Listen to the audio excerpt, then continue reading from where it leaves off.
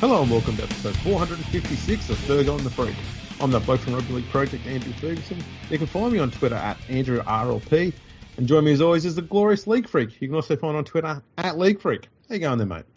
Going very well, Andrew. How are you? I'm good. I've had sleep. Yeah, sleep's pretty cool, hey? Yeah, like once or twice every year, I figure, you know what, I should probably just have a bit of sleep. Mm-hmm. And yesterday was that day. It was pretty good. Yeah, well, it's good that you're getting more regular sleep. I know you used to be like, it's nice to sleep every leap year, but change is good. I'm now doing it biannually. Yeah well, you've got to be inclusive, don't you? That's what I'm all about. Now, we have been watching a little bit of the World Cup. You've watched nearly every game. I've watched quite a fair few of the games. Haven't seen too much of the games over the last 2 days. Mm-hmm. But we'll do a bit of a recap on what we've seen so far, mostly from round 2. Yeah. Look, I've seen every game in full, except there was a game in round 1 between Italy and Scotland, which I saw some of it, and then I saw highlights. So I've seen every other game in full. Nice.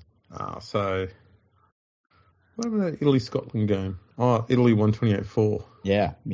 Bit of a shock. Scotland has been surprisingly more disappointing than I thought they would be. Yeah, they have.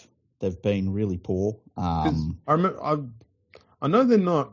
Like, I'm not expecting them to be world beaters, but they do have a solid enough forward pack, and I thought that they would be strong enough to be able to beat Italy, not flog, but one of those games where it's like 18-12 or 18-10, something like that. I figured that's what they do against Italy. Well, as I've been told by morons on Twitter, Scotland just needs more World Cups to get better, Andrew. Right. We've just got to give them a bit more time. I don't think Scotland gets enough help, They need more. I've got a bit to say. Today. Sounds good. Well, in that game, Jake Mason, the Italian, I think he's fullback, had a great game in that one. 3 tries, 4 goals. He pretty much just owned Scotland on his own. Was he playing fullback or was he out? I felt like he was out in the centres the bit that I saw. Actually, he was on the wing, but I thought there you go. When I saw him playing, it looked like he was taking a few kicks at fullback sometimes. I might be wrong. Look, I didn't. That's the one game I haven't seen the whole thing of. So there you go. Yeah. Italy surprisingly good so far, which is great to see. I mean, how many World Cups have they had? This is their second, I believe. Their second one. Second or third? Maybe their third. So Scotland must be in their first then. Well, yeah, exactly. If you don't include all the other ones Scotland's been in, this is their first one. Exactly. Look, and people know that I get on Italy's case quite a bit. But at least Italy have a domestic competition. They actually got 2 domestic competitions, but they've got a domestic competition and they're getting more actual Italians into the side. And, it's not ideal. But at least you can see a trajectory for them, you know? That's all I want to see. Yeah. We can argue till we're blue in the face about the eligibility criteria, but doesn't really matter which way you look at it. I think most of the arguments are going to be correct to some extent, but for the countries that are more emerging, not fully established, like Greece and Italy, for example, and Jamaica even, allowing players who have got heritage to play for them is a way of trying to get a bit more interest in those countries into the game, while also trying to make sure the team isn't being completely steamrolled like Russia was in that 95 World Cup. I think the other thing is too, trying to keep them competitive, to try and keep some interest in there and hope that it helps to build the game, and eventually it leads to the team being full of domesticated players. That's the romanticised view of it all and what the whole purpose of it is. I know it doesn't work out that way, and I know it's more cases than one. It's kind of a lot of domestic players are getting the team to the World Cup, and then they're being discarded for these heritage players. And it feels very unfair that way. I don't think there's any genuinely fair way to go about it. But because the overall picture is trying to get the game played in more countries and more local competitions being played. And it's a weird balancing act that it's not organised right, let's be honest. But we can see what they're trying to do, the IRL. Yeah, and look, when it comes to Greece and Jamaica in particular, you haven't seen too much criticism from me over those teams.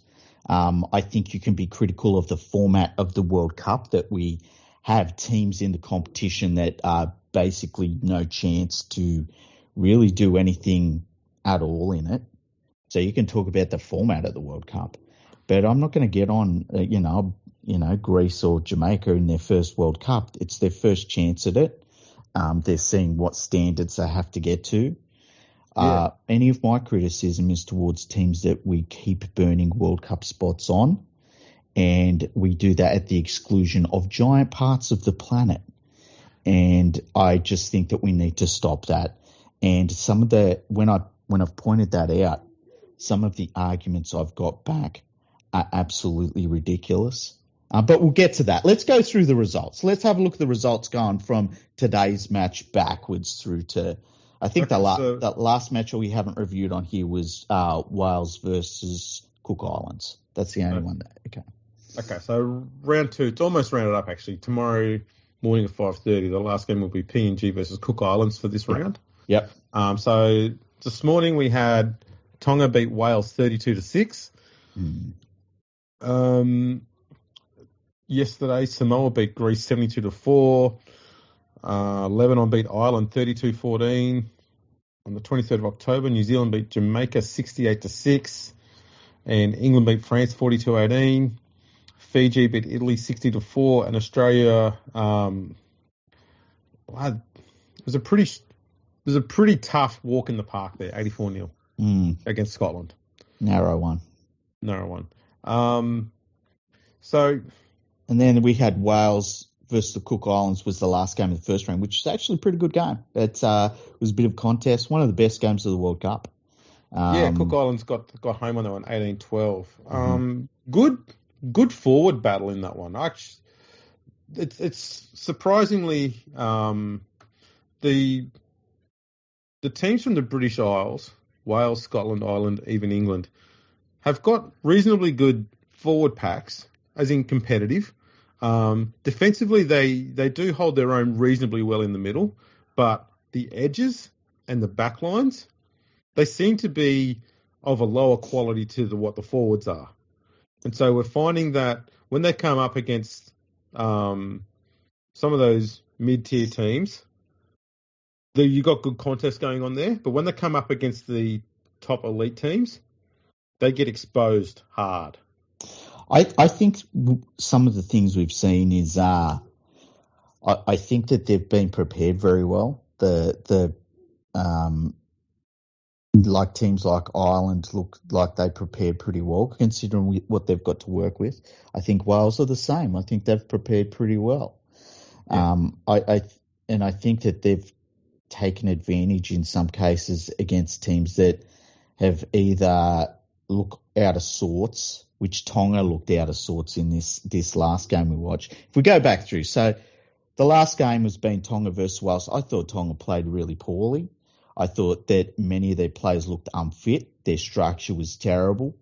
I know that they brought a lot of their extra players into this team to get them a run in the World Cup, but there was stupid passes and things like that just very disappointing. And they look like like Samoa 3 years ago. Yeah, exactly. And it was just disappointing. They should have ran through Wales. To Wales's credit, they hung in there through the entire match, and they did everything you could have asked them to do. At one point early on, they led the match, but it was, watching this game, I'm watching Tonga and I'm like, what the hell's wrong with them, And the thing that concerns me most is when you see players that look like they've put on a few kilos. Like David Fafita, I swear, he's putting on more weight every time I see him in this World Cup. It's really shocking. And this is a guy that should be steamrolling everyone. And instead, he's going to the steamed rolls, And you wouldn't get steamed ones, you'd get deep fried ones. But he's not even waiting for him to be cooked. It's like cooking. You look over and you say, David, just steady up on the eating, all right, mate? And you go, yeah, no worries. And you look around and you look back and he's got a Big Mac in his mouth. Where'd you get that from? Yeah. It's shocking, though, because some of these teams that you think a lot of and you expect them to do well, I think that they're turning up and they're expecting to win games. And then I'm seeing the likes of England who are well prepared and look on. And I'm seeing Australia who just look like completely switched on. And, even New Zealand, I think, has been a little disappointing so far. But that New Zealand does that. They start off a little bit slow. Australia is looking like a genuine number 4 team in the world right now, aren't they? I don't think so. I think they look so far out ahead of everyone. Would you put them in the top 3? I think I might even put them ahead of England, Oh. I know it's a big call considering the fucking rankings. Oh, hot take. Samoa's game over Italy, similar thing. Samoa looked that they didn't play well, and yet they won 72 points to 4. Lebanon and Ireland was a really good game. It was pretty spicy as well at times. But let's be honest, though. I mean, Ireland's they've got a team full of blokes who are playing either Super League or Championship, and Luke Keary. Whereas Lebanon have got players who are playing at similar or lower levels than that, and yeah, but they've got, you know what? They're NRL players, and you saw it in this game. Their NRL players were setting some stuff up and NRLing the shit out of Ireland. With there was one play where they went off the play the ball, went outside and put a ball back inside. I think it was to the young Bulldogs bloke, Karaz, I think his name is, and it was just they NRL'd the shit out of that game. And so their NRL players are really having a big impact there. The thing for me, though, is that Irish team should be performing a lot better against someone like Lebanon. Not necessarily saying they should be beating them. They shouldn't be getting beat by 18 points by Lebanon. Well, yeah, they shouldn't be conceding 30 points against Lebanon. They should be doing a lot better than that, given they're not an atrocious side. Yeah, and look, we talked about this a little bit coming into the World Cup, about how European teams were going to do. And so far outside of England, they've been very, very poor. New Zealand smashed Jamaica, did it in second gear. I was a little bit disappointed with that New Zealand performance because Jamaica's not very good at all. They might be the worst team in the World Cup. England beat France. That game was interesting. I do like, though, that I really wanted France to win this, but I do like Arthur Morg, who's their young half. Yeah. Very talented young player. Just needs to have a few more skilled players around him, and it would really shake up the French attack. I so desperately want to see France beat England. I think they will eventually. I think that there was part of this game that it was 42-18. At one point, it looked like France could sneakily come back into the contest, and then I can't remember what it was, but something happened, and it was just. Well, at half time, England led 18-12, but as soon as they come back, Whitehead, Radley, they both scored tries within 5 minutes, and then Dominic Young bagged a double in 10 minutes. And so that was pretty sure it was 4 converted tries that they put on and had nothing against them. So they went from 18-12 to 42-12. France needed to score first in that start of that second half, and their defence was just it wasn't where it needed to be. And that's the problem they had in their first game against, was it Greece? They just did this thing where they just, every now and then, turned off and let the opposition come back in. And against a team like Greece, they can afford to do that because Greece is very inexperienced and doesn't have a team that's as strong as France. France were able to switch back on and then take the game and go and run on with the game and to get the win. But against a team who is as good as France or better, such as England, by the time you've turned back on, bam, you've let in four converted tries, you've lost the game. It doesn't matter what you do after that. You're not going to get back in time. You only had 15 minutes to try and score, 5 converted tries to level the scores. Not happening. Yeah, and I think one of the things about France is they seem to lack some big mobile forwards. And this is something you're seeing at this World Cup is that players that come from different nations, they will be their body type and what they expect from themselves physically will be what their local competition demands. And then when they come up against teams that are like about fitness and mobility in the forwards and stuff, they're just not physically set up for that sort of thing. And France looks like one of those teams to me where they don't have any really big forwards up front. They're all kind of about the same size. They're all like stocky second rollers. Yeah, and I think you've got Desaria and Sangare are the only two that are big blokes. The rest are all workers. Yeah, and it works for what they are used to, what they're used to coming up against, but it's not where they should be, and I guess that's one of the difficulties about developing international rugby league, and that's why you need to have that more international exposure. Is that because France, for the most part, only really get to play England, and so they're set up to play England, and they're playing English players in Super League, so they're what they feel as though the demands on them are, they set themselves up for that. Whereas when you go to a different level of competition, you need more than that. And that's where, like, the players that are all coming over from the NRL, it's like it's steel sharpening steel. That there's always this new thing you've got to try and keep up with. Whereas in these other countries, I think sometimes we're seeing that you haven't got that happening. And so you get players that are of a certain physical build, and it affects them when they come into a World Cup. Yeah, I think they'd do really well if they spent 3 consecutive years between two World Cups. Every year they play against the Pacific nations, including Australia. Just they'll come over 1 year, we go over there for a year, something like that. I don't care what happens, but they just come over and they play against teams who have got the majority of their players are playing in the NRL. Bigger bodies, different style.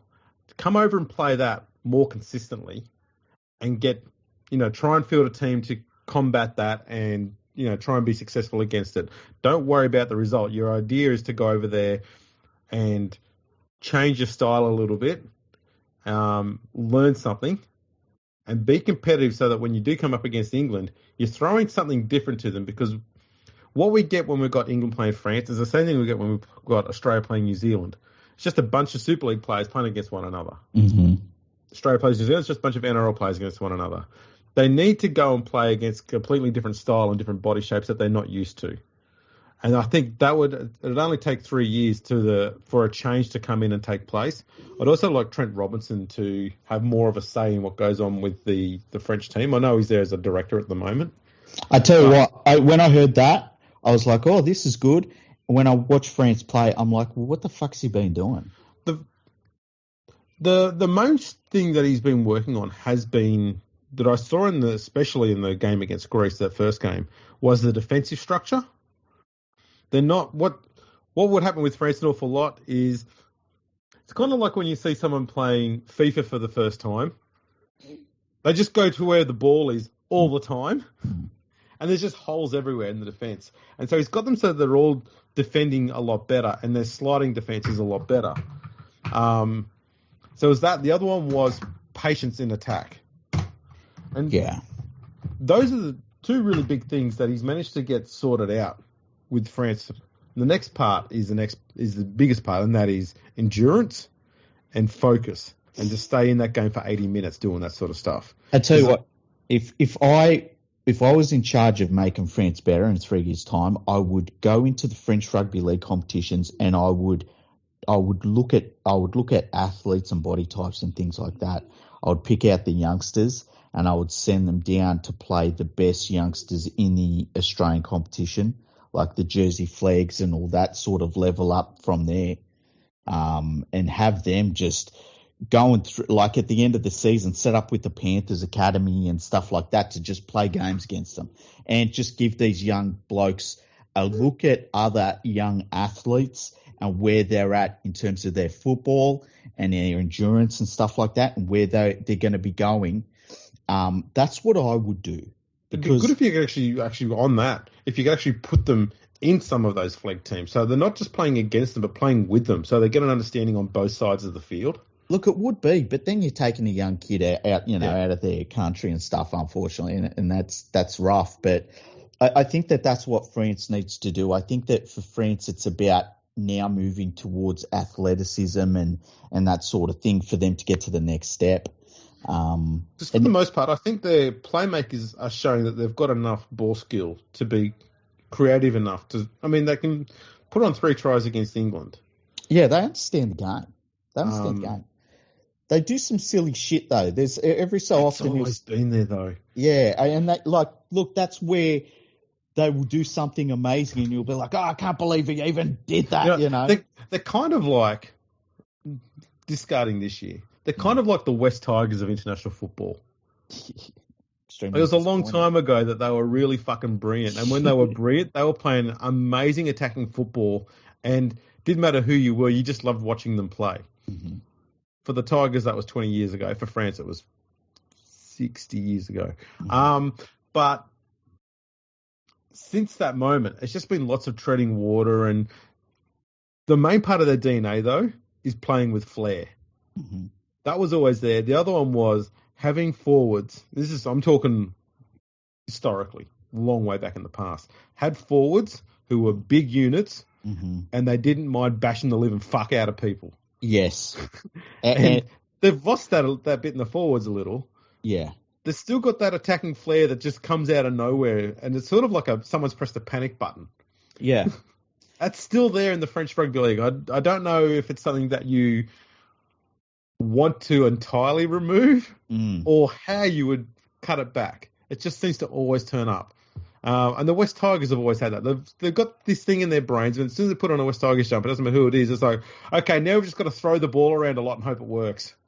You're going, true. No, just fucking stop. Sometimes you've got to grind it out. Look, that's one of the things that even England has only just cottoned onto, I think, where like sometimes you have to complete sets of 6. Hey, it helps you in the end. Now, Fiji walked through Italy. It's not really much you can say about that. Fiji did what they were supposed to do. They probably should have scored a few more points, but, it's 60 points to 4. What are you supposed to be critical of that? Australia absolutely flogged Scotland. Australia is head and shoulders above everyone so far in pretty much every area that I've seen. It's going to be interesting when they play against an opposition that's going to be an opposition to them. We've got to mention that try by Adokar at the end. Well, yeah, that was incredible. Flick from Burton between he did essentially a Nick Kyrgios between the leg shot, but with a pass while jumping over the sideline. Fuck off. Flying over the side. And look, there were a couple of times there where Adokar gets the ball. And look, I've talked about many times in this podcast the first time I saw Adokar in person, and it was like something was going on with the Matrix. There was a glitch. He was so quick. And these poor bastards in the Scotland team, they were seeing him getting the ball, and they're like, okay, I got plenty of space. Where is he? He's gone. He's already scored. What happened? And it was I swear there was someone there. I think Cleary in the halves, they looked better, especially with him and Yo. I think DCE is probably not going to play another game in the World Cup if we're fair dinkum, because we need our combinations to be good for the finals. Cleary and Munster, I knew it would work. Well, Munster in this game, he had some good moments, but there were a lot of bad moments as well. There might have been. I think, though, for Munster, though, he's getting better at knowing when he needs to get involved. Yeah, he needs to, yeah. He saw Cleary was comfortable.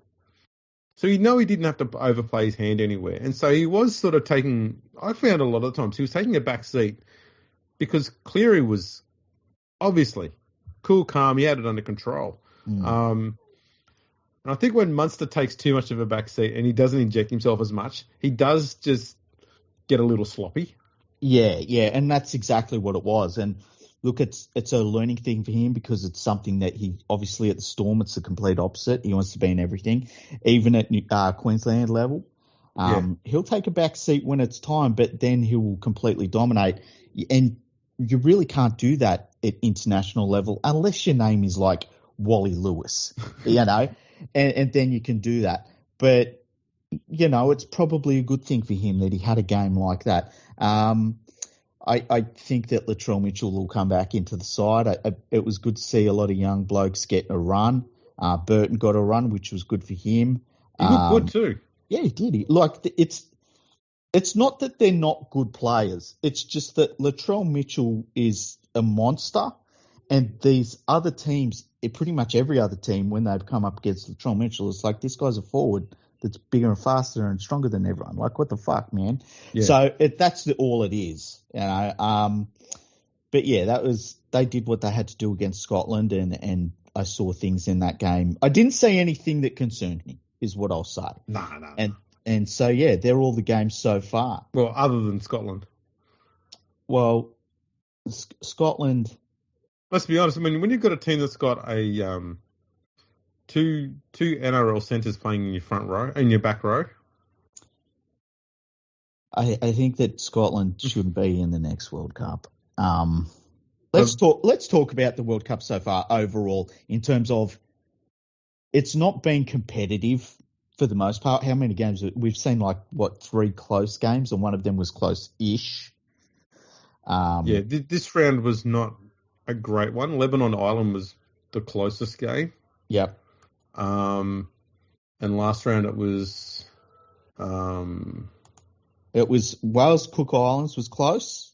Yeah, New Zealand, Lebanon, and France, Greece were closer than I expected. Tonga, Papua New Guinea it's been the best game so far. Easily, yeah, a proper contest. And, to be honest, PNG kind of screwed a bit in that game.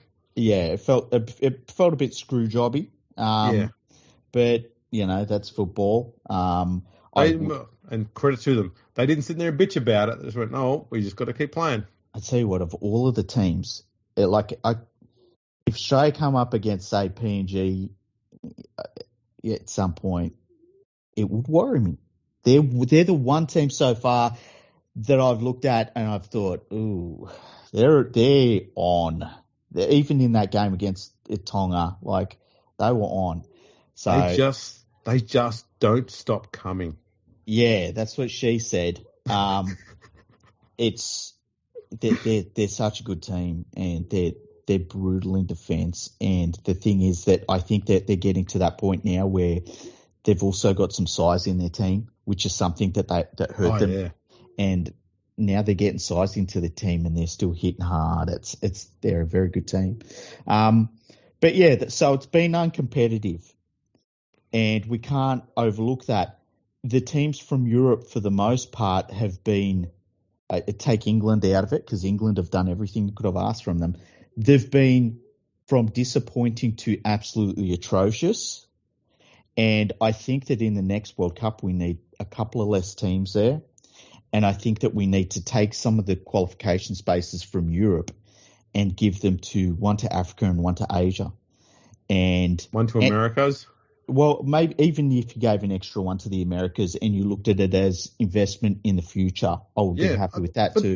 That's what we've got to do, though. We've got to start trying to make the game more than just essentially 2 continents playing against one another. 100%. Because, and look, will they be any more competitive? Probably not. Have they got more scope to build? Yes. Have they had their opportunity? No. Do we want to represent the entire world? Yes. So put them fucking in. We need to have less of these European teams. Like, how many more World Cups we're going to burn on Scotland, Ireland, and Wales and the like, where they have never done anything, Yeah. I've got an idea on how to improve it a little bit. Yeah. Okay. I think too much focus has been on the number of teams, and we must have this set number of teams we've currently got. Mm-hmm. We can open up to more teams. But what we need to have is we need to group in the teams based on, how strong we think they are. So it doesn't mean that we put Australia in a group with England, New Zealand, and Tonga. But we can have 2 of those teams in one group, 2 of the teams in the other group. That automatically makes 2 groups have at least one strong game in them. But the other 2 teams in there can't be miles behind. You can't have Australia in the same group as Greece, for example. Yeah, but then you end up with that World Cup that we had, I think it was a couple of World Cups ago, where they have a super group. And I hated that. No. I'm not finished. Okay. So the group make it Group E or whatever, right? The 5th group. That can be all the weaker teams. They play one another. They still have close games. They're not getting thrashed.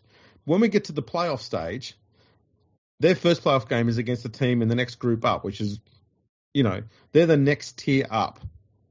Right? That can be your Scotland, your Ireland, your Wales, that sort of thing. They'll be in that group. And they play their finals in that one. The winners of that are playing against the slightly next stronger team, and so on and so forth. And that way, you're just making sure that you're still getting the right teams are playing in the finals, but there's not these constant floggings. And the teams that you'll want to improve and build upon because they're just new to the World Cup, they're also not being deterred by being constantly flogged all the time.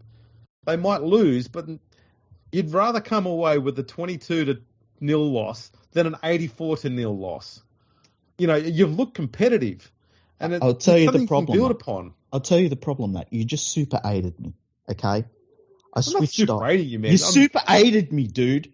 This is going back to something that you love. This is the fucking Mortal Kombat system. But you super.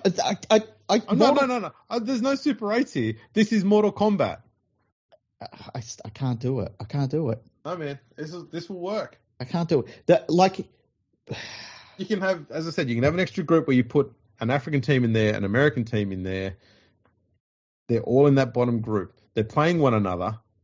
They're not cannibalized. They're not being cannibalized by Australia, England, New Zealand, Tonga, and just getting the absolute shit smashed out of them. Okay. How is that helping anyone? We should How is getting Greece up against Samoa and getting flogged by fucking 70? How is that good for Greece? Yeah, or anyone. Exactly. These games are so hard to watch.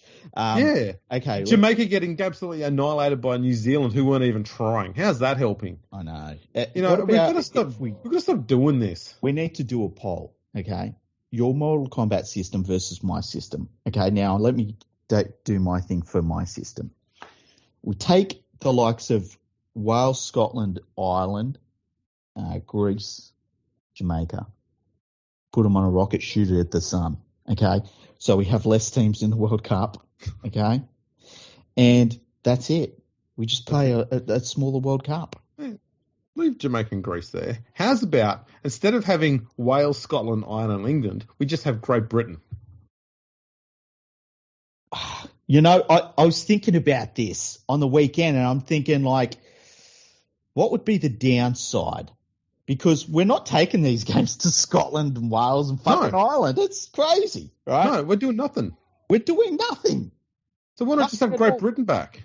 Yeah, exactly. Would it be worse to have Great Britain involved and have them, say, play in those countries? I don't think it would be worse. No.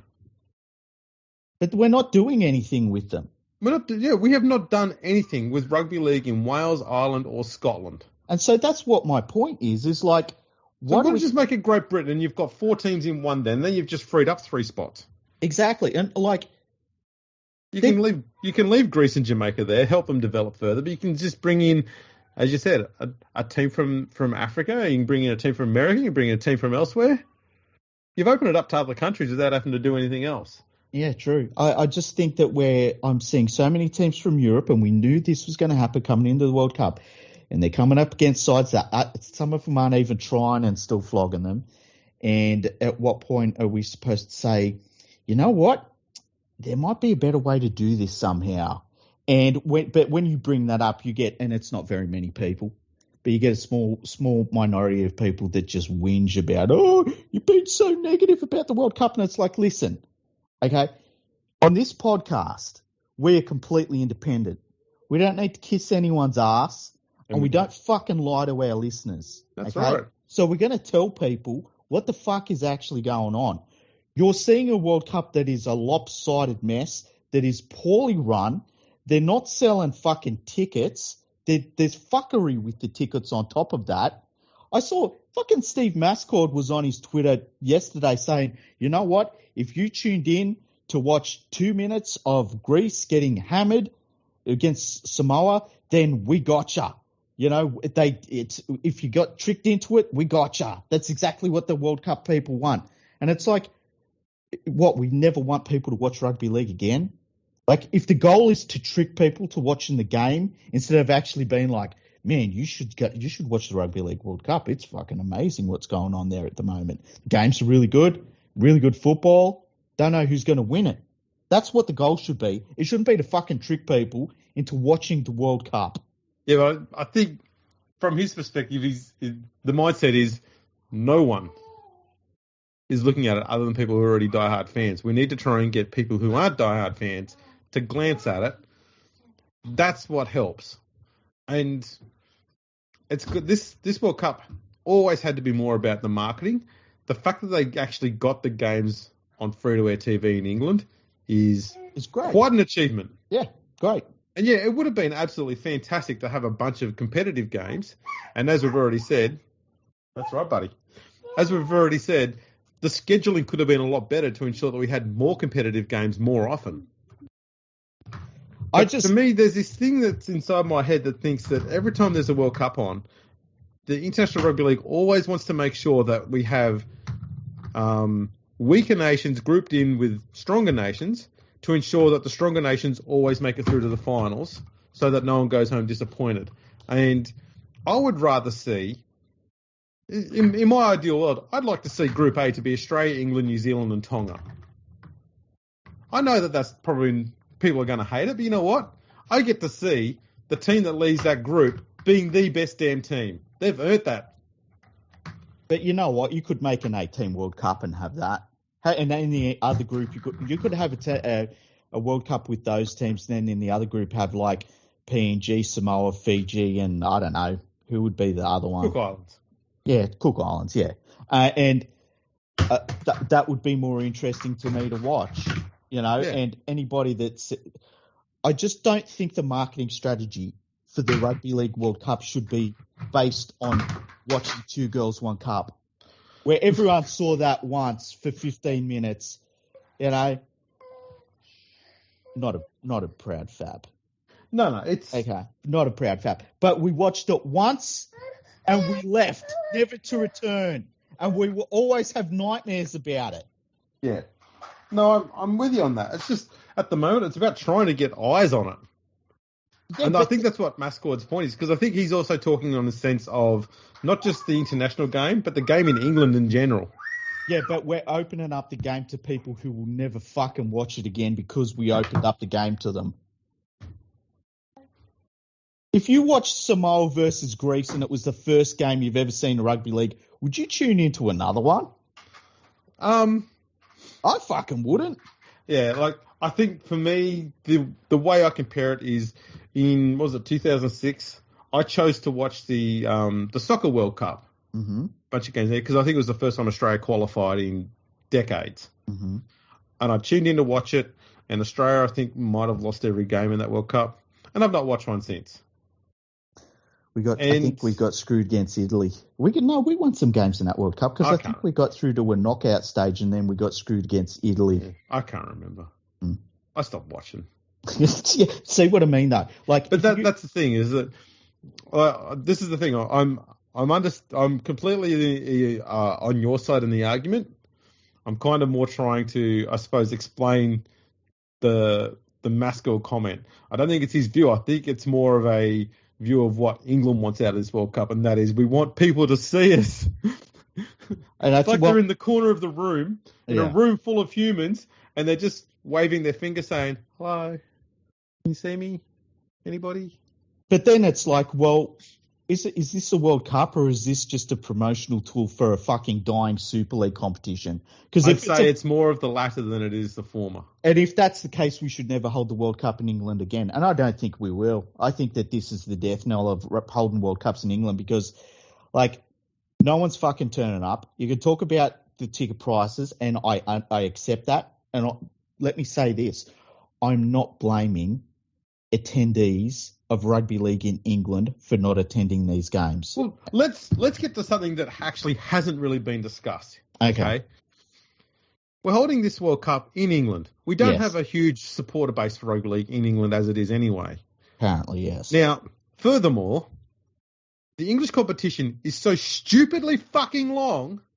You're asking your rugby league fans there, and as you said, you rightfully said, this is not on them. No, not at all. You're asking them to turn up to 26 games and then 10 other bloody games every year to support their team. And then you go, now we want you to pay 40 fucking pounds to go and watch England play World Cup games. Fuck that. I'm not doing that shit. I've given you like a whole fucking year's worth of mortgage repayments to go to rugby league games. And you want more from me? Fuck off. Yeah. 100%. I'd be pissed off. I don't decry a single English rugby league fan from saying, I don't want to go, it's too expensive, because they're absolutely fucking right. 100%. Why don't they make the season, when they've got the World Cup in England, why don't they make the domestic season shorter for the fans' sake, for the players' sake, so the players aren't playing till 2 weeks before the World Cup starts. Those English players have been, and the Scottish, Irish, Welsh ones, French ones, they've been playing so much football this year, and they'll have fuck all break, and then they're back into it next year. The fans have, times are tough financially everywhere, and they're trying to ask them to go and do more of that. It's so stupid. Yeah, the criticism is all on the organisers, not the fans one bit. No, the English fans, we'll joke about them, okay, but when it comes down to it, the rugby league fans in England are so insanely committed to the game, considering how much more of their games they have to go and see than what we do in the NRL. Mm-hmm. And they do it. And even the guys whose teams are a championship team or a League One team, they may not have huge crowds, but they got the same people going all the time, and they've been doing it for decades, and they keep turning up. I've got nothing but respect for the English supporters who keep going to the games all the time. They go to so many of them at their own expense, and to ask them to pay 2-3 times more per game to go and watch World Cup games, that's bullshit. That's utter bullshit. And look, we're hearing stories about, and I think I might have mentioned it on the last podcast, where you're rocking up to first of all, it's almost impossible to get the tickets online. Like the system is so bad, or pre-ordering tickets. And so people are going to the gates. They're in huge lines where there's very small crowds. They're getting to the front of the queue and they're saying, can I have the cheapest ticket, which is still expensive? And they're being told, they're all sold out. They're having to buy more expensive tickets because of that, and then they're going into these stadiums and looking across at where the cheap seats are, and they're empty, you know. And then we had one of the World Cup cronies come out last week and say, well, we had to have an area cordoned off for a TV gantry that wasn't put in and stuff. And it's like, well, that would have been the one game, first of all, where they did that setup. And second of all, in that stadium, they have a dedicated area for TV to be set up to have the view of like their panel backing on. And so it was just, it's bullshit, mate. And like, I don't blame English fans at all to overpay for tickets, right? To like these games that are so one-sided.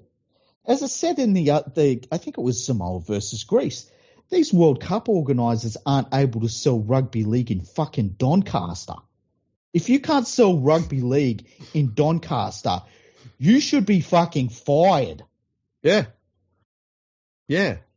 It's only been played there for over 100 years. Exactly. And it's crazy. It's fucking some of the best players in the world turning up there, and all of these crowds, like the only crowds that I've seen that have been good, the England games. Yeah.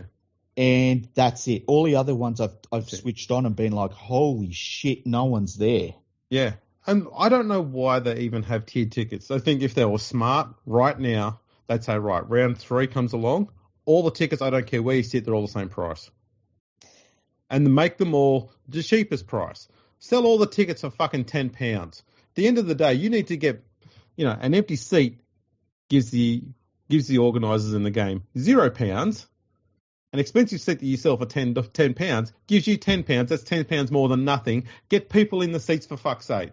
Yeah, do something. And the fans, especially the English fans, I'd even go as far as saying if you're an English fan and you've got a membership to an English club, turn up with your membership, bam, I'd give them 80% off. Here, you can have a ticket for £4, £2. But then how would you feel if you had paid through the nose? I know, but I mean, at this stage, they've got to do something. If you've paid through the nose, bring your tickets up, you can go to the next game for free.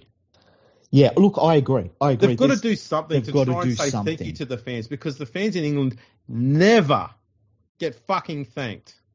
Yeah, they do. There has to be some change, and there's not been a change so far. And look, we're seeing the crowd numbers that they're announcing, and yes, like, are really serious. Like there was one game. I wish I could remember what one it was. Well, France and Greece only had 4,000. Fiji and Italy had 3,000. Fiji and Italy it was. I watched that, and when I switched it on, I thought there's hundreds here.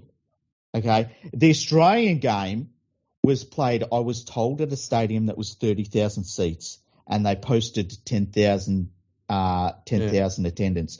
There was not a third of that stadium full, not at all. Yeah, that was at Coventry, wasn't it? Yeah. It was, and I was told it was 30,000, which looked about right.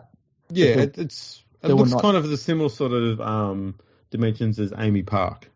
Yeah, and so then what are we doing here? Like, if we're playing fast and loose, and no one's not attending, no one's bought a fucking gold-plated ticket and has decided not to turn up to a game because they're too expensive not to.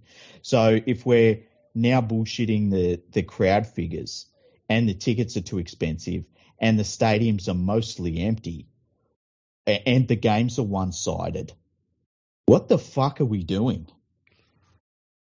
Yeah, it's also backwards. And this is the thing, I mean, what have we got coming up in round 3 that might be making you feel like, we might be able to get some crowds coming in? Well, let me go across to the Women's World Cup, round 3. Okay, New Zealand versus Ireland, walkover. England versus Greece, walkover. Fiji versus Scotland, walkover. Australia versus Italy. Australia will still steamroller. I mean, Italy's at $251 to win. And that's short. Lebanon versus Jamaica. Lebanon should walk over Jamaica. That'll be a good one. Tonga versus the Cook Islands. That'll be an interesting game. Tonga should win it, but that'll be an interesting game. Yeah. Samoa versus France, I think, will be an interesting game just because Samoa just isn't there. Well, we don't know what they're doing at the moment. France haven't been too disgraceful either. France have been doing what? France have been like just mildly disappointing, which is what France have done for the last few World Cups. And then PNG versus Wales, that could be scary. It could be, yeah. So again, there's nothing there that's really, and you've got games at Warrington, Middlesbrough, Leigh, Totally Wicked Stadium in St Helens, Kingston Park again in Newcastle, Sheffield, Headingley, Warrington. They're playing all of these games, bar one or two of them, in English heartland. And that's the thing. Like, it's not like you can look at these games and say, oh, this game was in some part of the, England where they don't even know what rugby league is. These are places where they know that the game's on. They know it's just down the road. They've been to the stadium many times before, and rugby league people are choosing not to attend. And whether it's because of the prices, the one-sided matches, or that they just don't care about the teams that are there, we need to acknowledge that there's a problem, and we can't keep repeating this problem over and over again. Yeah. It's been frustrating more than anything else. It really is. And look, I'm going to make it clear too, okay? This is not just a bashing of the game in England as well. There was a very similar situation when we had the World Cup in Australia recently. There was a logistical nightmare for fans because so many of the games were played away from where the majority of the fans are, which was Sydney and Brisbane. Mm-hmm.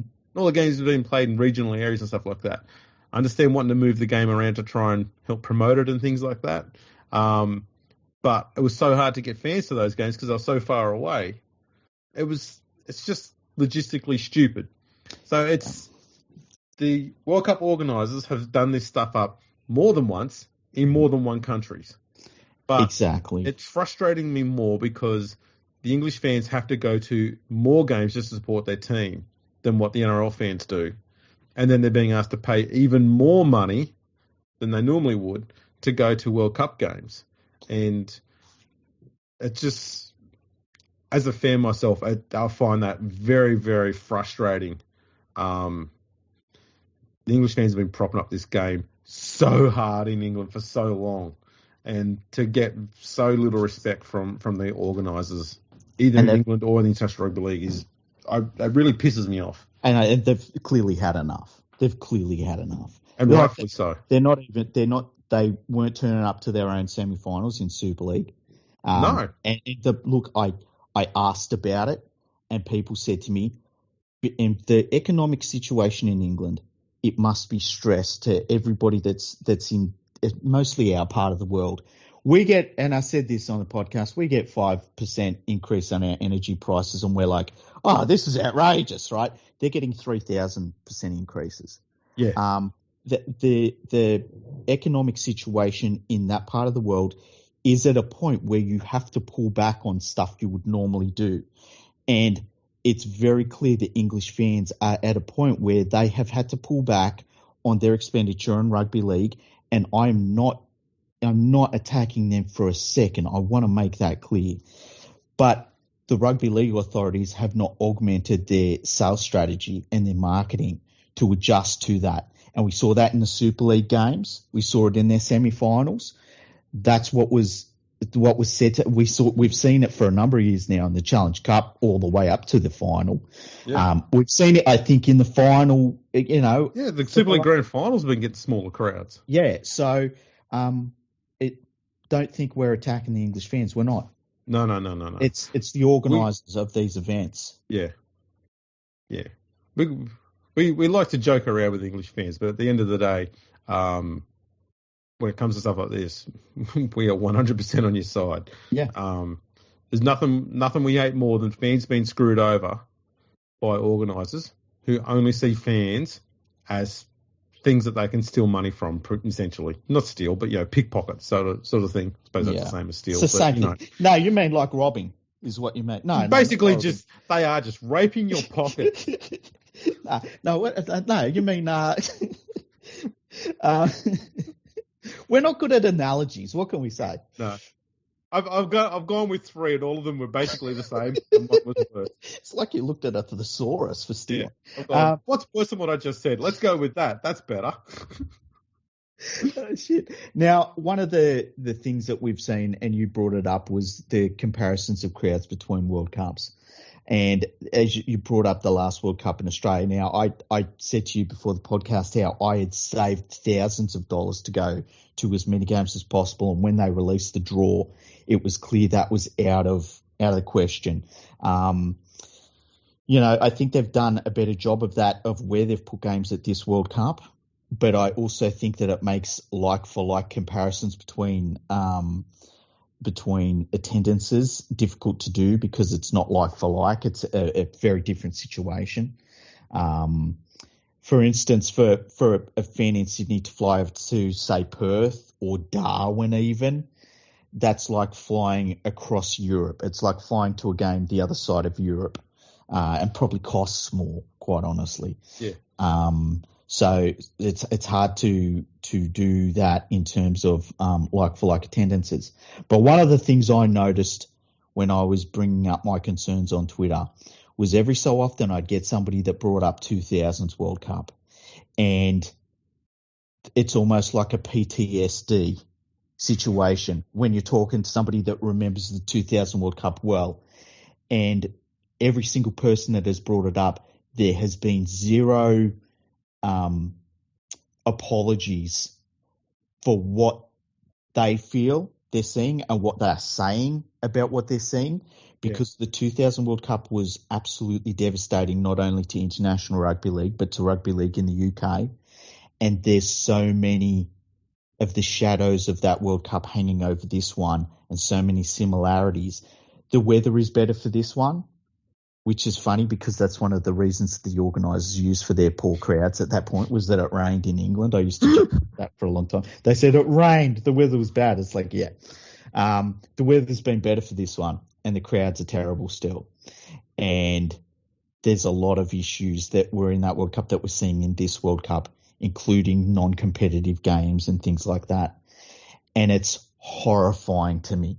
Like it's like I'm terrified that we're going to see an end to this tournament, and I know what the organisers are saying, and I don't believe them. And I don't care if anybody cares that I don't believe them, because I've seen enough fucking organisers come out and say, we've got a profit. And 3 years down the track, you find out that that World Cup was devastating to the finances of the international game. So excuse me if I just think everyone's fucking lying about higher crowd figures and money being brought in, because they've all got track records. And that scares me, Andrew. It really scares me, because I want international rugby league to grow. I want it to have money. I want it to be able to spend money in places that the game can grow in. And when I'm seeing what I'm seeing on TV and how poorly it's been run and how small the crowds are, I'm terrified of it. Yeah, rightfully so. Also on crowds, I saw someone last week talking about doing a comparison of World Cup games after the first 6 games. Mm-hmm. And they're talking about how 2022 was better than 2017. And I did a look. And I looked at the first 6 World Cup games for every World Cup. And 1970 was the worst. And this is the total crowd figures after 6 games. In 1970, it was 50,019. Mm-hmm. 2000 was second worst with 54,000. 72, 58,000. 1989, 62,000. 75, 64,000. 2017 had 75,000, and this year was 78,000, so it was only 3,000 more. Mm-hmm. 2008 was another 3,000 more, 81,000. 77, 83,000. 85, 84,000. 2013, 90,000. And then we get to our top 5. 1995, 102,000. 1954, the first World Cup in France, 107,000. 1960, the third World Cup, 109,000. 1968, 166,000. The second World Cup, and the first one ever held in Australia in 1957, 214,000 in 6 games. Goodness. We can't sit here and go on about how good the crowds are.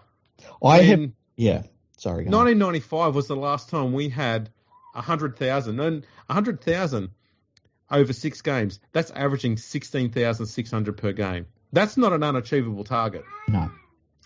We've only achieved that 5 times in World Cups, and the last one was 1995.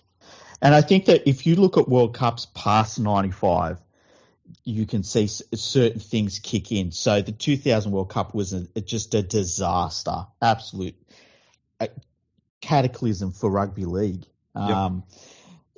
And then we wait 8 years and we hold a conservative World Cup in 2008. And then we wait another 5 years and we go a little bit further. But so, like, there's little bits of building here and there after 2008. And I can forgive some of that. But I feel like there's a point where you can reach too far. And it's clear that we have too many teams in this World Cup. And we have way too many teams from Europe, and the tickets are too expensive. And that is at the very least. That's like the very base problems that we have right now. And we need to acknowledge it, and we can't explain it away, and we can't make excuses for people that are earning very good money to organise this. There should have been so much hype over this, because how much international football have we had due to COVID? Zero. Next to none. Yeah. There should have been so much hype over this, and to only racked up 3,000 more attendees over the first 6 games than the previous World Cup, and 12,000 less than the 2013 World Cup over the first 6 games. Mm-hmm. There's nothing great about this.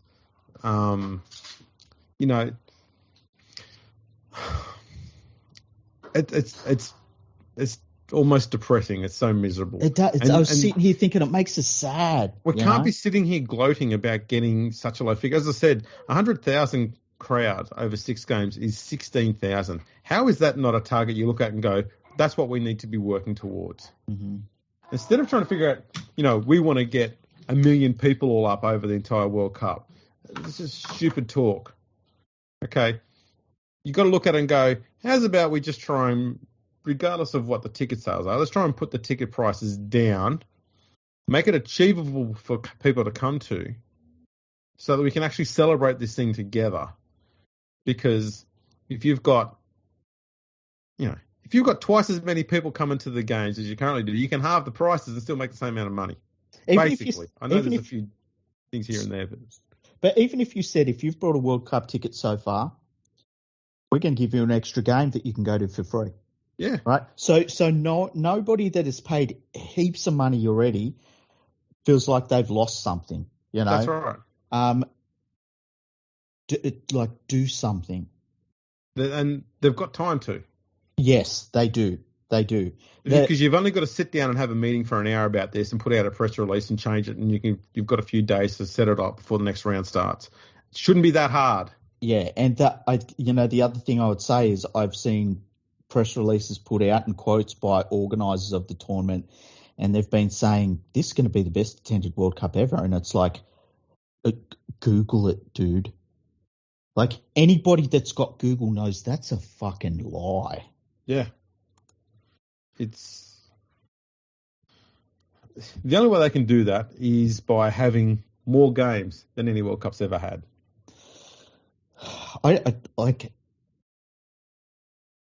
Is it even possible then? I would feel like it's got to be on some like weird technicality. Hey, they'll say, it's about how much we got in receipts from ticket sales. I'm having a look now just to see what the record is overall for a World Cup. Yeah. It's probably going to be one of the more modern ones because there were more games. Yeah, just more games. The crowds are getting too small back there. So I think 2013 had 570,490 all up. Mm-hmm. That's across, how many games was that? 21, 3, 4, 5, 6, 7, 28 games.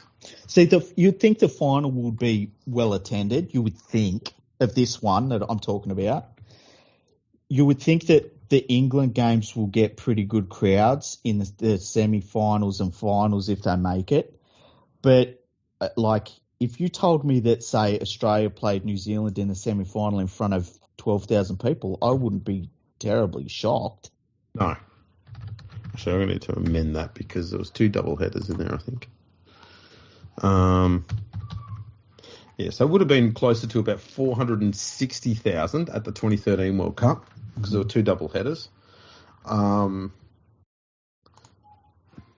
where's this one currently sitting at? 139,000. And I think we've got one more round to go, and we went through those games. We are very near the halfway point. Yeah. Okay, so it's not going to be the most attended game unless they get huge crowds. And let's be honest, they're not going to huge venues for the finals. They're going to Huddersfield, Hull, Warrington. That's for your finals. They've also got Wigan, which I know is DW Stadium's not huge either. It can hold a decent crowd. Headingley, and then there's a game at London and the final at Old Trafford. Yeah, I think Headingley can hold a pretty good crowd. Yeah. I don't know where they're going in London. What's the venue in London they're going to? That is it on? Are they going to Wembley? No, Emirates Stadium. Oh, they'll be able to get a good crowd in there. Yeah. It depends. I mean, they might charge £300 per ticket there. Look, if that game is, say, for instance, Tonga versus, I don't know, PNG, and I'm not looking at the draw, so I don't know if they can even meet again, but say it's Tonga versus PNG, will they get a good crowd in there? No, it'll have. They need England to be playing in those last two games if they're going to get a big crowd. Yeah, they need England to playing at Emirates, and they need England at Old Trafford. Man, it sucks, and people are getting on my case on Twitter saying you're so negative about it and stuff, and it's like, look at what we're seeing, man. How can you not be? It's the players are putting in, even the players that are amateur players. They're putting in, they're playing the games. They can't help it if they're not good enough, right? I'm not saying the players aren't putting on the show, but they deserve better. And it's just terrible to see this for the international game because this is the stuff that makes people joke about international rugby league. That's right. And have done for a while. Speaking of jokes, can we pivot away from the World Cup just for a moment? Yeah. Okay. The Lee Centurions, one of the best run clubs in Lee. They this week changed their name from the Lee Centurions. By the way, Centurions, great name, great colours. Changed their name to the Lee Leopards because their owner likes leopards. Well, alliteration is better apparently. Yeah, and apparently their logos they're using are a jaguar. It's not actually a leopard. That's right. That's correct. Which is fucking hilarious. Reminds me of when New South Wales changed their logo to they have a wattle as a logo, the government, and they changed their logo, and someone pointed out that, well, that's not a wattle, that's a lotus flower. And it's I still remember that. Yeah, it's still the same fucking thing. It's a lotus flower. It's not a wattle. It's a red flower. What do you want? The last one was red. Fucking brilliant.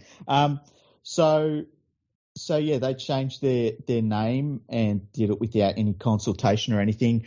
You can bet I tried to buy the URL, but it was already bought. Damn. Yeah, unfortunately. But the best part is the jumper. I've never seen it from the front. Interesting. Bold. From the back, a jaguar's ass. It's a jaguar's ass. The only way they could have made it better is if the jaguar's tail had been pointing up, so you actually got to see the actual anus of the jaguar. That would have been fantastic. That is so fitting. That is the worst jumper I've ever seen for any sporting team in any sporting organisation in the entire history of organised sport on this planet. It's the filthiest, most disgusting thing ever. It's not a shirt. It's an absolute crime to fashion. Who would wear that fucking thing? That is the filthiest, most disgraceful thing ever. And it's not even the colours of a fucking leopard. It's not the colours of Lee either. No. It's the dumbest fucking idea ever. I hate it so much. And when you go on Facebook and Twitter and you look at the comments to the official announcement of the jumper, nearly every single person on there, Lee fan or not, is hating on it hard. How come we weren't consulted? We didn't want this. We liked what the team had before. We liked the name. This looks atrocious. And they've just gone, we're changing it anyway. Fuck you. Yeah, and like, it looks like something that you would see in a fantasy rugby league competition and somebody gets a jersey and they call their team the Lee Leopards and they put a leopard on the front. But if somebody in that competition put a fucking jaguar's asshole on that jersey, everyone in that competition would say, dude, you got the fucking ass on there. What's wrong with you? I contend that maybe that the owner of Lee is quite furry. I don't know. As I said, if I'm putting the actual pattern of an animal on a jumper, I'm not going to put its face on there. Mm-hmm. I'm going to put something from the side of it, like a tiger. You put the tiger stripes from the side of its body on there. Yes. That's the cool bit to look at. Sure, the face is cool, but it's not cool on the front of a jumper. And its ass is certainly not going to be a cool thing to look at on a jumper either. No. Unless you make the, you got a sponsor on the back and one of the letters in the sponsor's name is an I. Then it would be the best. You can use lowercase to fix that. Yeah. And you can sort of suffer. You can hide it a little bit like that. So weird. It's just so weird all around. Like if I just can't imagine owning a footy team and wanting to fuck a leopard and saying, you know what, I'm just going with it. I'm putting it on the jersey. I don't care what anyone thinks. It's disgraceful. It's disgraceful by Lee. They need to revert back to what they had last year, and they need to get rid of the person who agreed to that and all the people who were yes men to that as well. But it's the owner. I know. The fucking owner. I know. But what they've done is a crime against sport, not rugby league, against sport, against humanity, and against fashion, I'd probably take them to the gallows. Yeah, I consider it a war crime. I'd take them to The Hague. Yep, absolutely. It's atrocious. Yeah, I'd make them live in Lee. Oh, wait a minute. So no, mate, I'd make them move to Tamworth. Oh, shit. I'd rather live in Tamworth than Lee, hey? Oh, no. Yeah. They've got to live in Tamworth, and they've got to hand out money to every single person who wants to go to McDonald's. Here's a fiver, mate. For Bennett's plenty. Yeah, so that was something that came out. And, when I first saw it was they signed, it wasn't Richie Mathers. It was the dude that every so often says something and has to go to counselling over it. What's his name? You know the one I'm talking about. They've actually, for a championship side, are they championship? Yeah, they are. They're coming up, though. I'm pretty sure they're coming up. They have made some pretty decent signings, though, like for a Super League team. They should be reasonably competitive next year. It's a shame that they're going up at the expense of a French team. Yeah. But they should be reasonably competitive. But yeah, that jumper, especially in Super League, that's woeful, man. There's been a few weird jumpers coming out. Hull's got one, which is maroon, and it's a tribute to the Queensland team that they beat in 1983. It's horrible. Yeah. It's so bad. It's a great sentiment, a great idea, but the execution is just bad. It looks like if you look through a microscope, it's syphilis. That's what it reminds me of. Huddersfield brought out a jumper, which actually I didn't mind. They went back more to their heritage. Yeah. Simple maroon with the V. I do like that because that is their colours. That's proper. They've done the right thing there. So I like what they've done there. There are a lot more jumper designs coming out over the next few weeks, so we might even do a bit of a preview on some of those. It's hard to do a preview on something you've got to look at, but, we've done Lee pretty well. Yeah, I think if you probably know what the Lee jersey looks like now. It's white and grey with leopard spots on it and an anus. Yeah. Yeah, that's the other thing. It's like they took a pretty interesting animal and made it dull. Yeah. Why is it white and grey? What leads are white and red, and leopards they're not white and grey. They're not white and red either. Man, how many leopards are there in Lee too? Wow. I bet there's not many. There might be plenty of yoga pants. Maybe. Yeah, that's it. That's about it. Like, self-censoring has kicked in again. It really is. I tell you what, the spandex in Lee has to work really hard. It's doing a lot of hard labour out there. It really is. Some heavy lifting going on there with spandex. That is. Oh, mate. It's good to end on a high note. It is, yeah. I'm, I feel sorry for Lee fans, jeez. Imagine having an owner like that. It'd be like being a Manly fan right now. How about all the shit going on at Manly? I swear, man, Manly are doing everything they can to take the wooden spoon off the West Tigers. I know, right? And the Tigers are doing their very best to hang on to it. Yeah, the Tigers. What did you think of the swap between Staines? Because it's obvious you need another winger at the West Tigers. Staines and Peachy. I think that's can be a win-win for both teams. I've got a feeling here that Penrith might have put Staines on a higher deal than he should have been on. Yes, they did. And the Tigers are taking that off their hands, which means it's a bad decision by the Tigers. Tigers didn't need outside backs. This is not even a commentary on Charlie Staines. We don't really need wingers. We need forwards and we need a halfback. Spending money on a winger, even though I'm pretty sure we only signed him for 1 year, it's not helping us when it comes to our on-field attack, our on-field defence. Two areas we need to do a lot of work on. You buy a winger when everything else is fine and you need someone to capitalise on all the opportunities you're creating. We're not creating opportunities at the moment. So Staines is just, you can put Addo Carr on the side on the wing. He's just going to get a cold out there. We don't need wingers at the moment. We need creators in the middle, we need forwards, and we need good defence. We need to start building that up. But yeah, I've already seen quotes by Sheens that, he's going to have a focus on youth, and we're going to become a more entertaining attacking side. I was like, oh, here we go again. That sounds like something you hear out of rugby union. They say we're going back to running rugby. It's like It's like something you hear back from in 2004. Yeah, it is, isn't it? I remember when I was in my early 20s. It was great times. Great times.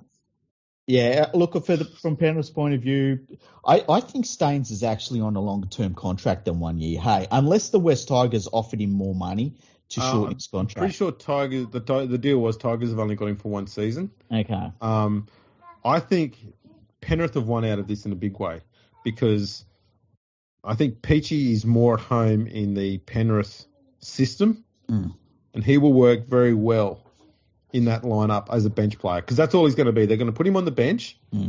His role might change week in, week out depending on who's injured or who needs a break or whatever, but he's capable of covering those roles, and that's where he's at his best. I think he'll take that Jamin Salmon role.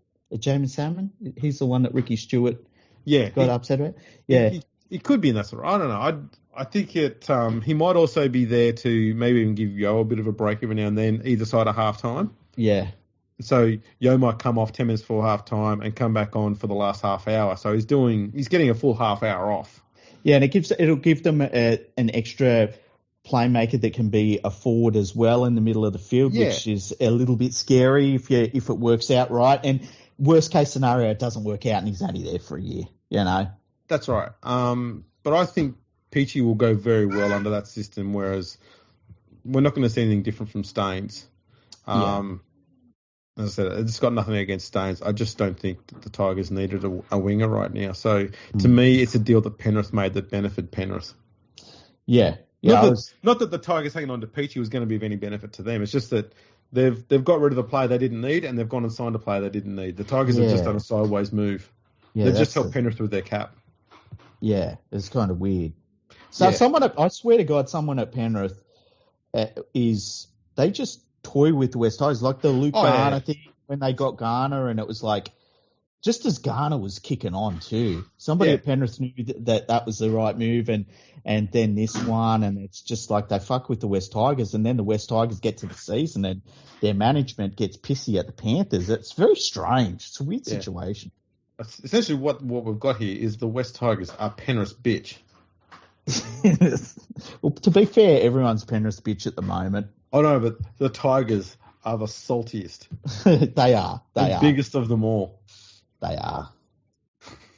It's just funny. I find it, as a West Tigers fan, I find it fucking hilarious. Yeah. Yeah, when they get into... Penrith, top of the ladder, Premiers, Tigers, everything opposite. Well, and when they get stuck into Ivan Cleary, it's just like, could it have worked out? If you said to Ivan Cleary, Ivan, you're leaving now, you're leaving today, you're packing your stuff and you're going back to Penrith and it's messy. Just write down on a bit of paper the way you wish this would turn out. And you can be spiteful if you really want to be. I bet he wouldn't have written down what has happened. It's been ridiculous, but I find it funny. Yeah. This is good. I've actually been able to have a rant that wasn't about the West Tigers today. That's been good. Now, I tell you what we need to talk about Manly because their owner has gone. Have you ever seen Tropic Thunder? No. Okay. I don't think you're allowed to say the word anymore that they say in Tropic Thunder.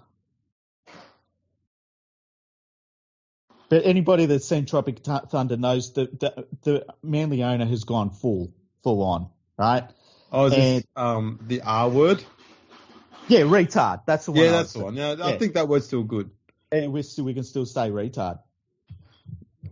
Well, if you're quoting it from a movie, then that's fine. Yeah, I'm not saying it. That's right. It's a quote. I'm not saying it. I wouldn't say retard. No. And look, retard is used for more than just a way to describe a human. Well, you use it as a way to suppress things. Yeah, exactly. You get some like fire extinguishers have a fire retardant on it. I heard somebody else say, all right, and it wasn't me, that Manly's owner's gone full retard.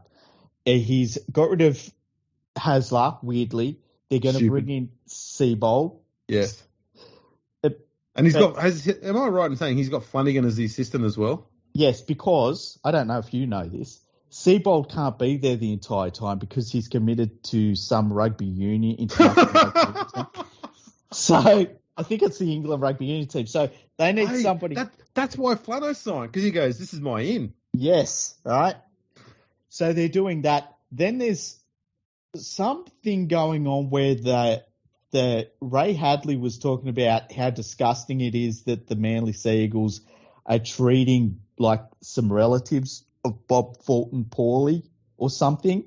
And I don't know what's going on. I'm pretty sure. I've been looking at this from a distance for a while. I'm pretty sure what's been going on at Manly for the last few years since the Penn family took over is there's been this power struggle between the Fultons and the Penns. Now, that's always going to really end badly when one person owns the club and the other person doesn't. Yeah. It's like usually everyone knows their place, but for some reason I think the Fultons have a lot of power that the Penns don't, but the Penns have the ownership, which the Fultons don't. And I think it all sort of stems from that sort of a thing. Yeah. It's a professional sporting team. It's not a charity event. That's right. And look, this is a great result for News Limited, because now they've got one of their own, Flanagan, in a club that's full of fucking rivalry and drama. So don't be surprised if next year all we get, because Flano loves to leak to the media. He did it at the Sharks when they had their whole Asada thing going on. Mm-hmm. Don't be surprised if you get just a fuckload of Manly stories in the news next year, more than usual. That's my hot take. Excellent. And I hate that term. I know I hate that term, you bastard. And then, do you know they've got the new tags for all of the stuff you can do on Twitter, and one of them's hot take. I refuse to use it. I've used touching grass before I've used hot take. But yeah, I'm surprised they've got one there specifically just for Brad Fittler. That's impressive. Well, when I first saw it, I was like, is this a drug reference? But then it's like those people that go out and they say you've got to walk on the grass and all that fucking hippy dippy bullshit. Yeah. It's like, why don't you go and sleep on it overnight and see how you feel when you wake up, you morons. But yeah, it's a weird situation that's going on there, and so much stupid drama. And the owner will win at the end of the day because he owns the fucking club. But when the owner wins and everyone still loses, it's not a good situation. Isn't that called a Pyrrhic victory? A what? Pyrrhic. I've never heard that before. Oh, I'm pretty sure something like that. Yeah. Yeah. You might have won, but you've actually end up causing more losses than gains anyway. Okay. Yeah. Sounds like the budget at the Rugby League World Cup. Very much so. What do you reckon they're going to spend the profits on? New vending machine? Oh, you know who needs the profits, Andrew? Scotland and Ireland and Wales. Why they need the money. Why would you spend it in like developing areas like given the Pacific that all the Islands Scottish, they'll give it to Scotland, Wales and Ireland via the competition that their elite players play in, which will be. That's a Super League, I believe. Exactly. Yeah, I had somebody saying to me on Twitter, you know what? The money in Europe is so big and it's more important than the money that you can get for rugby league anywhere else in the world. And it's like, they're not fucking there, you idiot. What money? The money's not there. How much money does the Super League get in its TV rights compared to the NRL? I know, it's so dumb. Right, we've had that argument done. Oh, another one I got. The reason that they can't play rugby league in Europe is because of state of origin. Because Australia's the thing I got was, in this one little corner of the world, they play a 3-10-game series and that's the pinnacle of their game, and that's why international rugby league's struggling. It's like you're going to blame a 3-game domestic series for why people on the other side of the planet can't play fucking rugby league. Okay. Let's be clear here. Okay, so International Rugby League had a 76-year head start on State of Origin to establish itself, and it was established. Let's be honest. International Rugby League was still superior to State of Origin after State of Origin started. State of Origin didn't really kick off as the pinnacle until probably, I'd say, around 87, 88. To be fair, right? And that kind of coincided with this stupid World Cup decision they made in Very early 80s, where instead of having an actual World Cup tournament, the third test of every test series between two test-playing nations was deemed the World Cup game. And the idea was a lot of World Cup tournaments at that stage were starting to be decided as a clean sweep. And so it was a way of making the third test more than just a dead rubber. You're now playing a World Cup game. Sounds great on paper, but it means there's no World Cup tournament. All you had was, in 1989, the World Cup final was played as a standalone test. Yeah. 88. And then they did the same thing in 89 to 92. And in 1992, the final was played as a standalone test. It didn't work, surprisingly.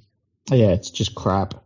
Yeah. But those two competitions being run like that did more to harm International Rugby League, especially the World Cup with concept, than what State of Origin did. Also, the dire crowds for the World Cup in the 70s didn't help.